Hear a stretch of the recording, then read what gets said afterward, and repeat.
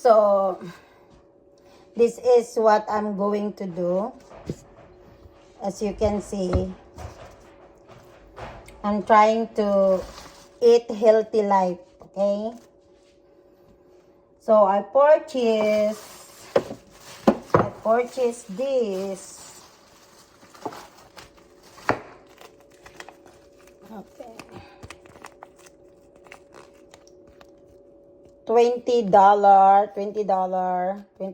meat.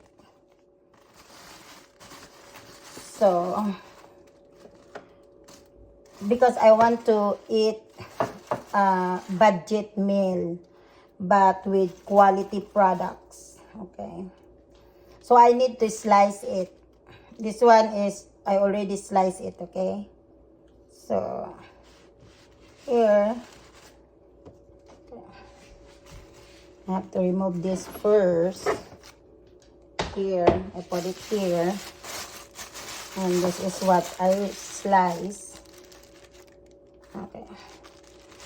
Or maybe I put this one here. Then, I put this one here. Okay. I put this, you see, this is the board, but I put like this so that the blood will going to absorb on that one. Then I slice this one like this.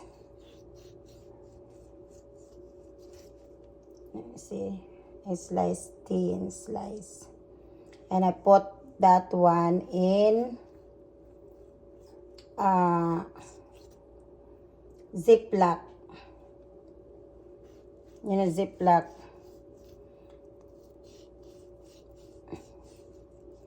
A Ziploc so that I can cook this like 10 times. 10 times. So that I could budget the meal. Okay, I could budget the meal.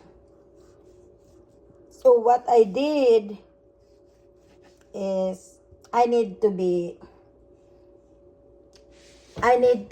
a wise buyer. Wise. So this is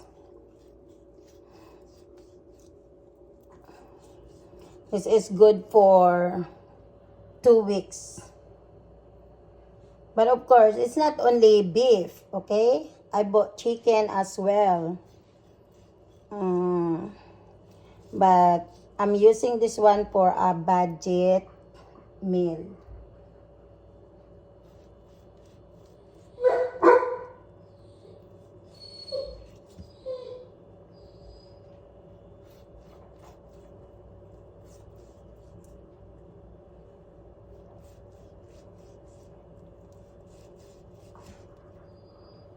This one, let's see.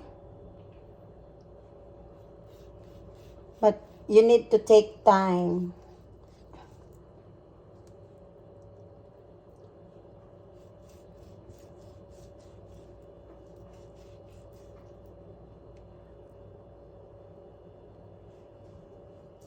Plus, because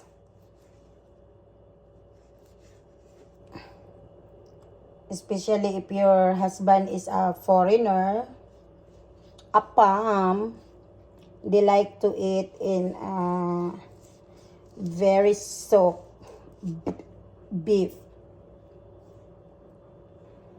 I'm going to show it to you later because I'm gonna put this one in the fridge.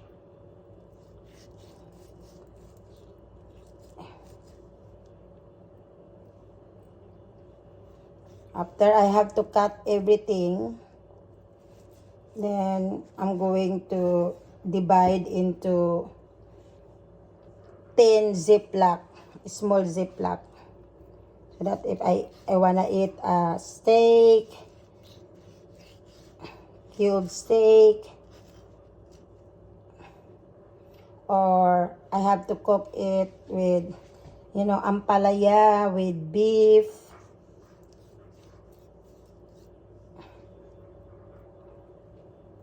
or I can make a calderita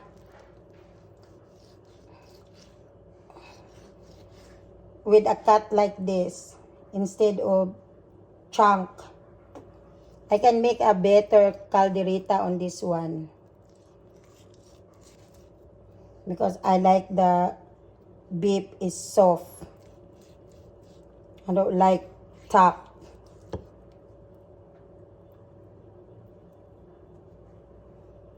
And I remove with there's a white stuff or something. I remove that one.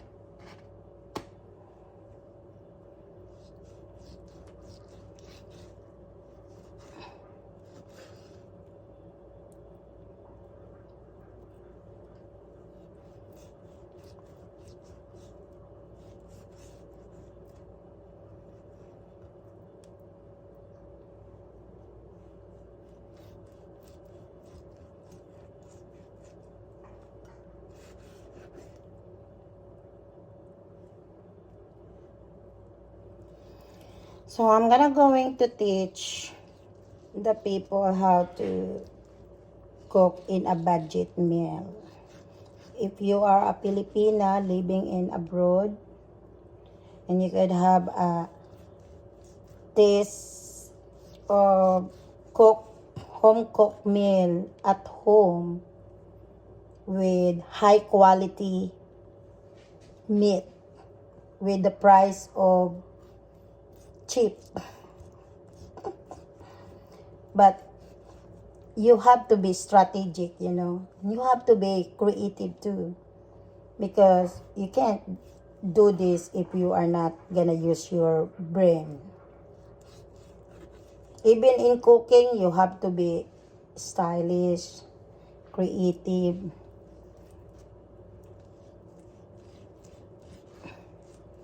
And you need to take pride on how to slice the meat also.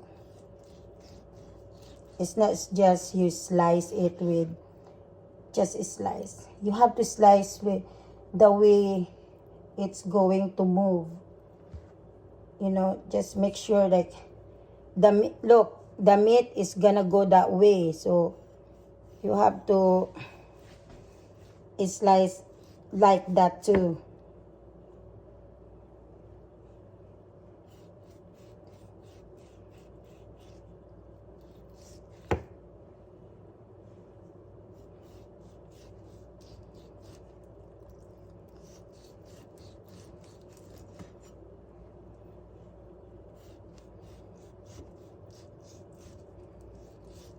So this is just showing how to slice on the meat in the certain way. But this meat is not cheap. If you go to but this one, mine is cheaper because I bought it in the commissary. You need to have that you can go enter in the commissary and you can buy because that's for the military spouses or active military.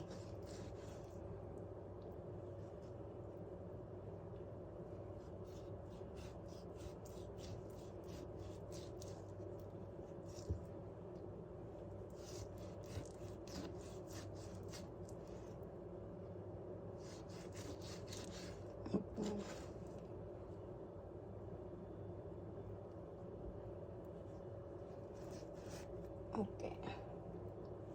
This one, there's like this one, the white meat or something.